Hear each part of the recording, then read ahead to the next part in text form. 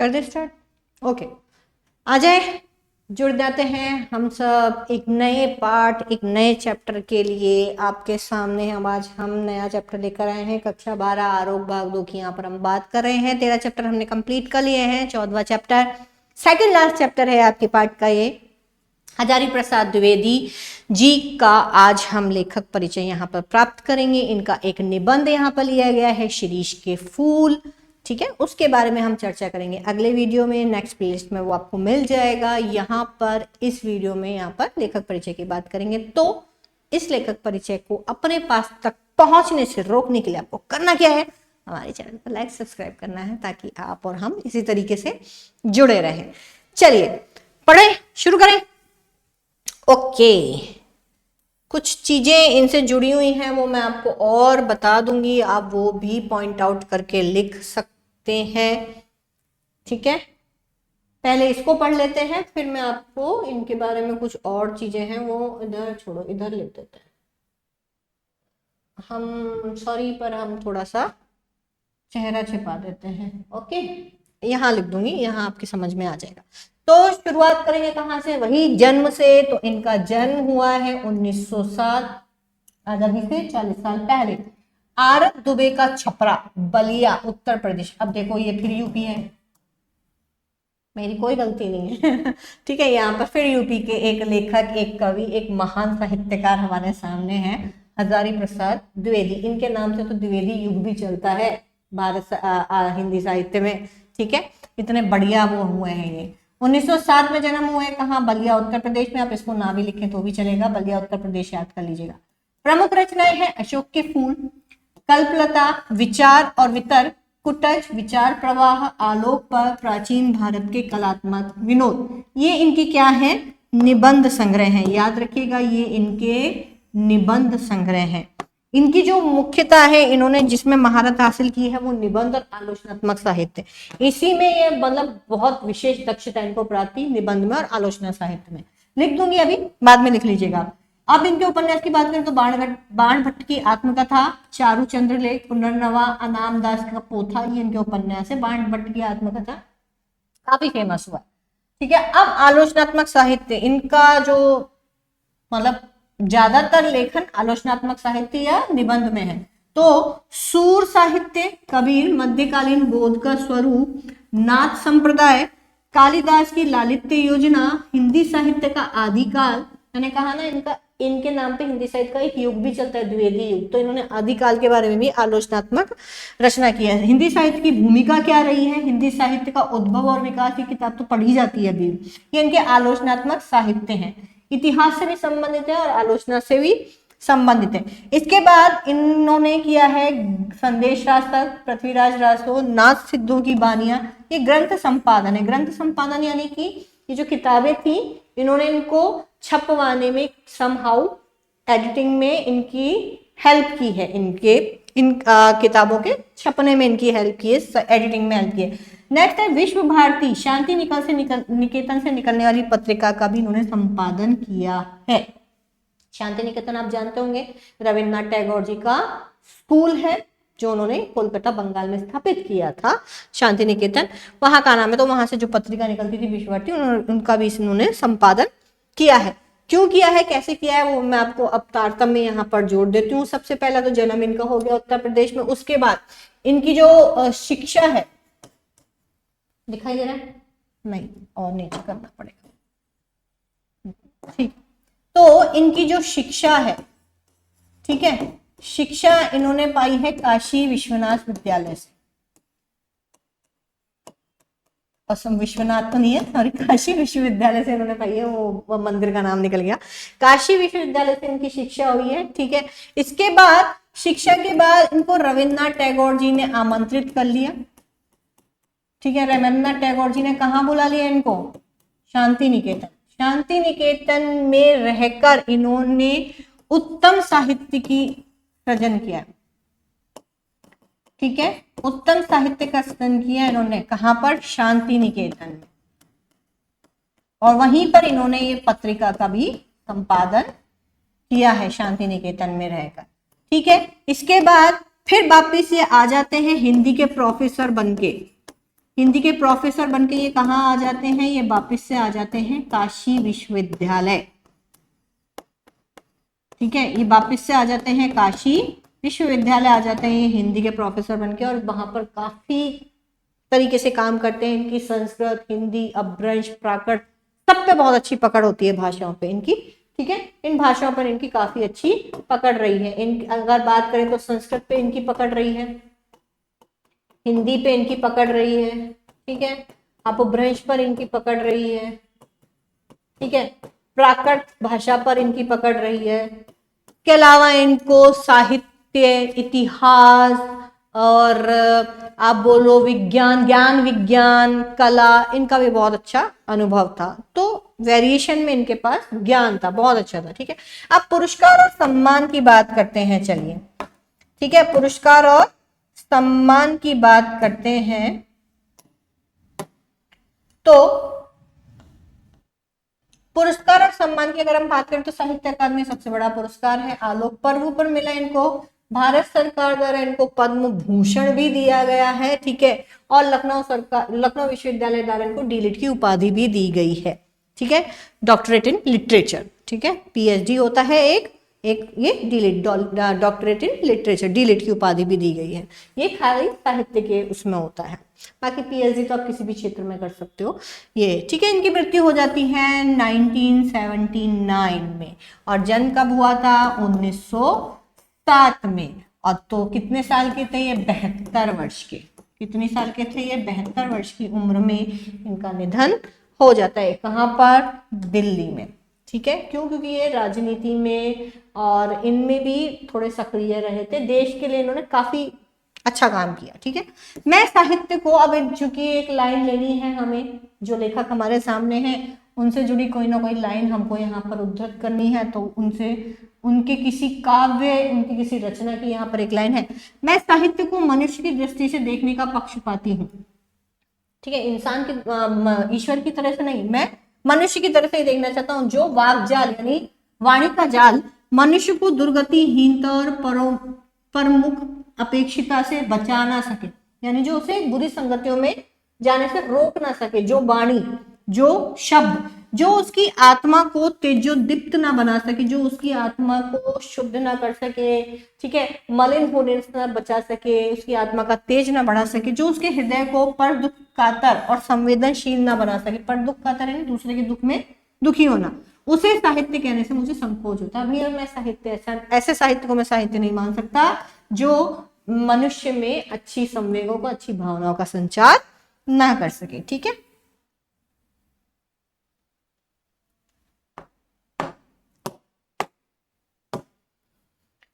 Next हम बात करें तो आचार्य हजारी प्रसाद द्विवेदी का साहित्य कर्म भारतवर्ष के सांस्कृतिक इतिहास की रचनात्मक परिणति है।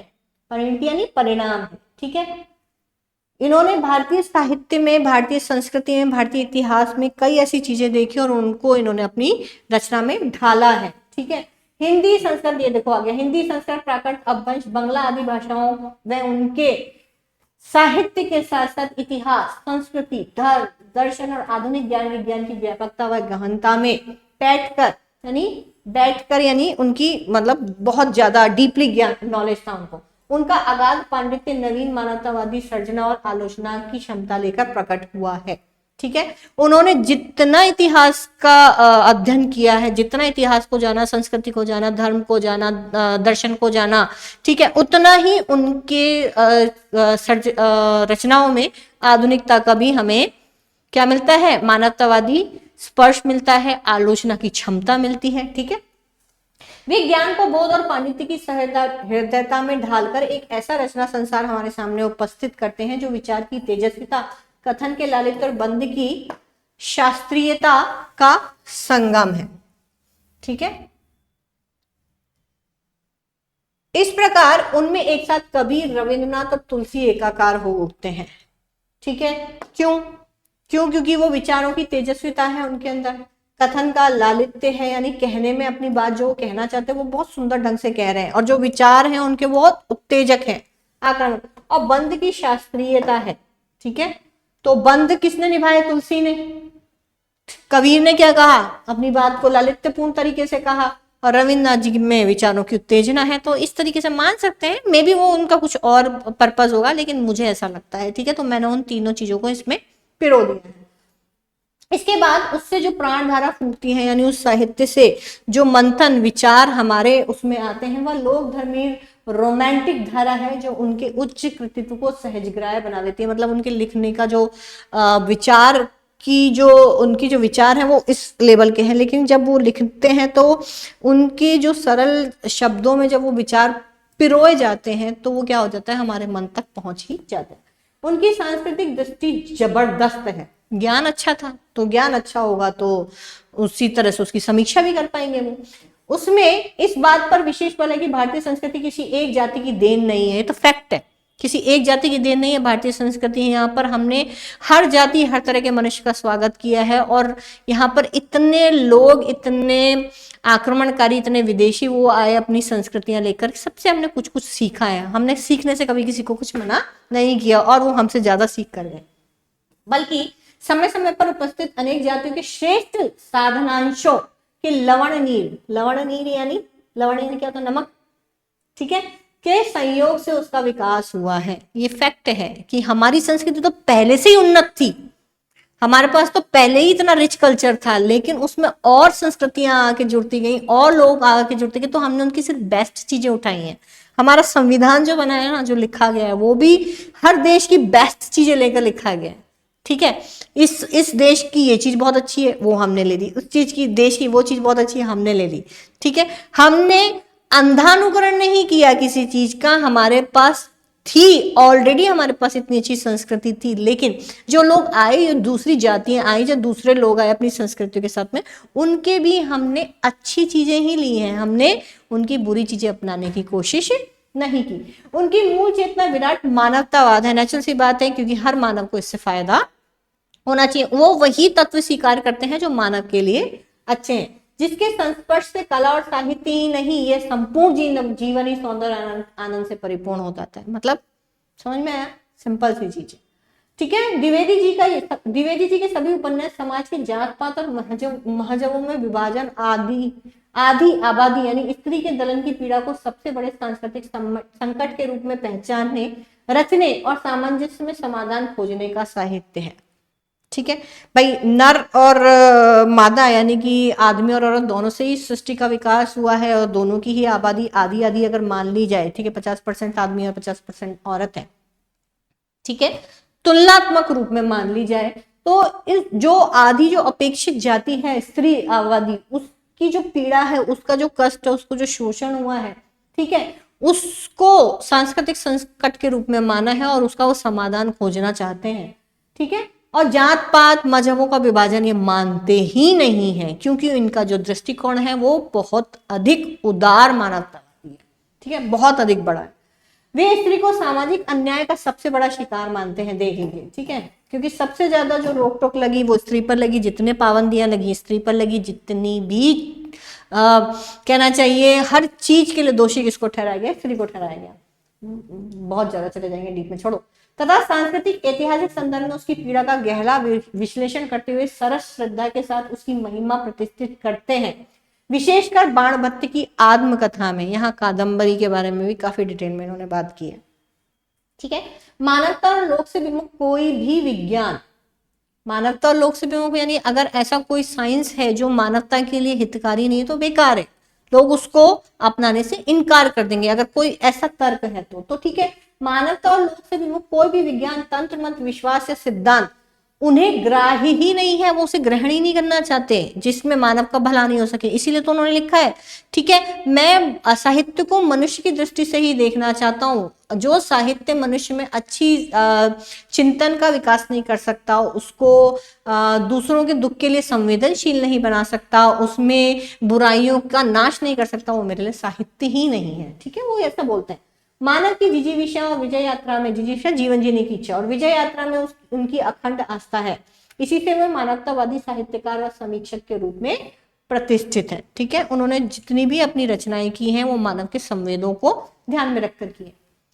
द्विवेदी जी का आलोचक व्यक्तित्व हिंदी चिंताधारा की सहज लोक परंपरा को पहचान देता है। मैंने आपको क्या बताया, ये साहित्यकार कैसे हैं? मानवतावादी। इन्होंने सबसे ज्यादा क्या लिखे हैं? निबंध और समीक्षाएं की हैं, आलोचनाएं लिखी हैं, ठीक है।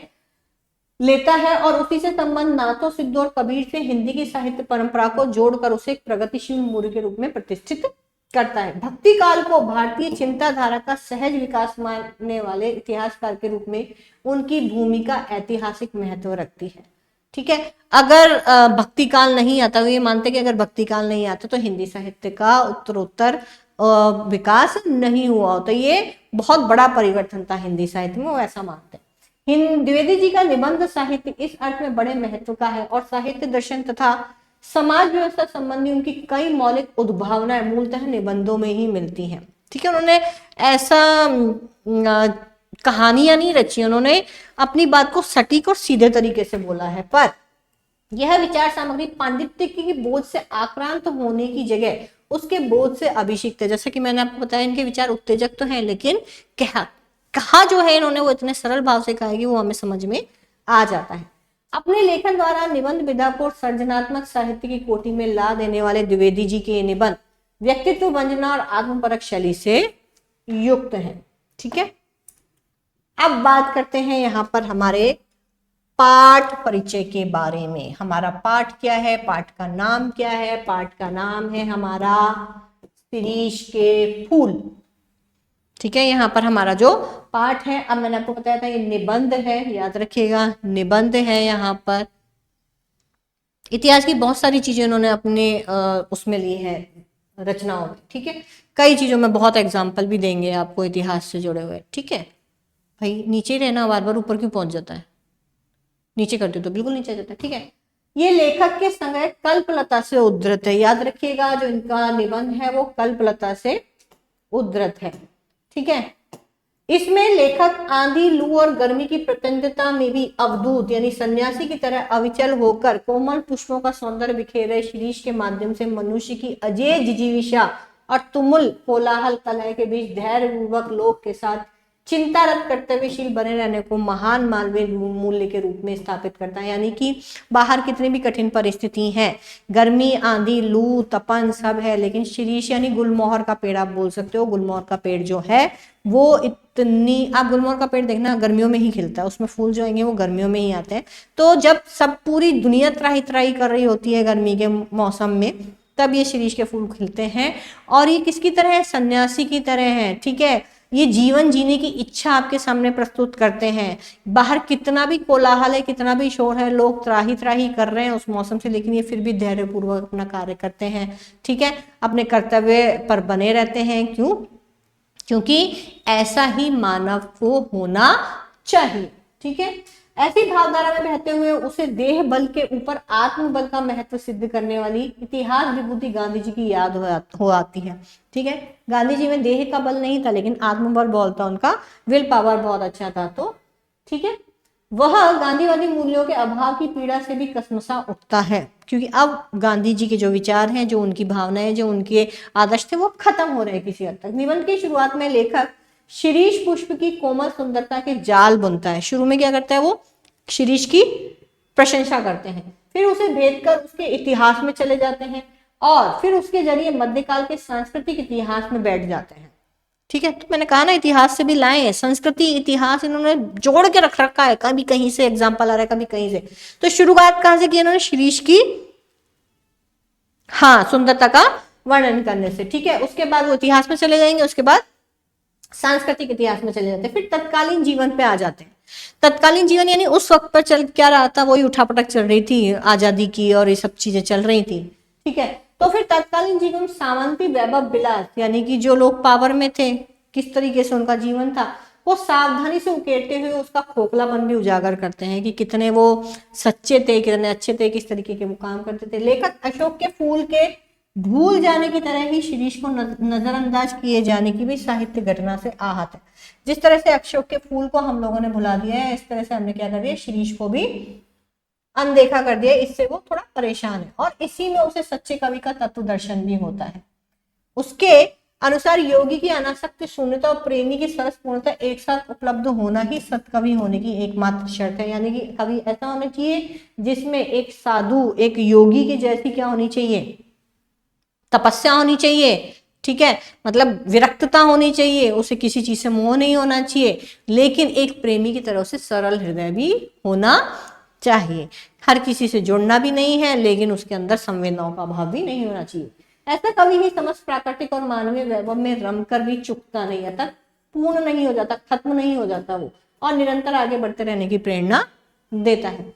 शिरीष के पुराने फलों की अधिकतर लिप्सु खड़खड़ाहट, ठीक है, और नए पत्ते फलों द्वारा उन्हें धकिया कर बाहर निकालने में लेखक साहित्य, समाज और राजनीति में पुरानी और नई पीढ़ी के द्वंद्व को संकेतित करता है।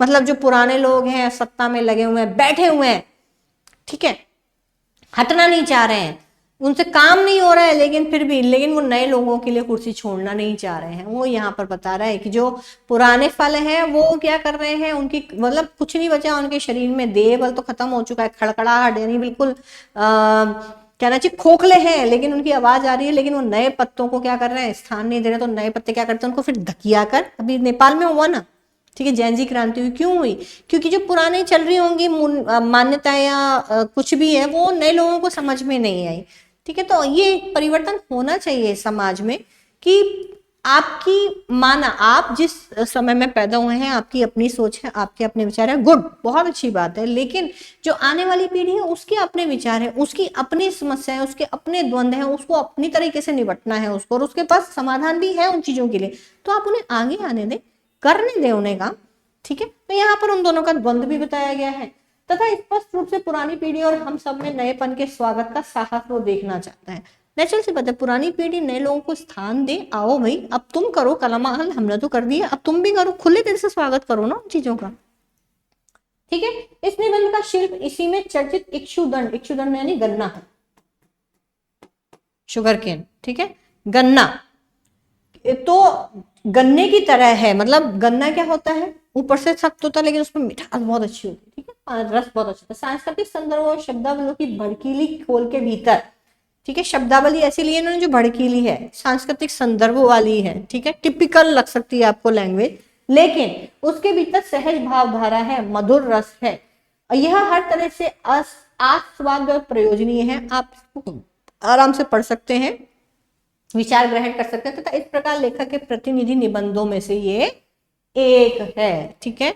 इनके विचारों को जो इन्होंने प्रस्तुत करना चाहे उसमें जो कुछ निबंध आते होंगे जो इनको उस श्रेणी में रखते हैं कि भाई ये अच्छे निबंधकार और आलोचनात्मक साहित्यकार है, तो उसमें से ये एक है, ठीक है। बाकी तो इतना ही है, इसके अलावा तो अब पाठ की व्याख्या, पाठ तो बहुत छोटा सा है, भाषा क्लिष्ट हो सकती है लेकिन भाव इजी है। अब इससे जुड़े कुछ प्रश्न देख लेते हैं। हजारी प्रसाद द्विवेदी जी का जीवन और साहित्य, ओके। हजारी प्रसाद द्विवेदी का जन्म कहाँ हुआ, बलिया, वाराणसी, लखनऊ, इलाहाबाद, बलिया उत्तर प्रदेश, ओके। हजारी प्रसाद द्विवेदी किस साहित्यिक युग के प्रमुख लेखक हैं, उत्तर छायावाद, ठीक है।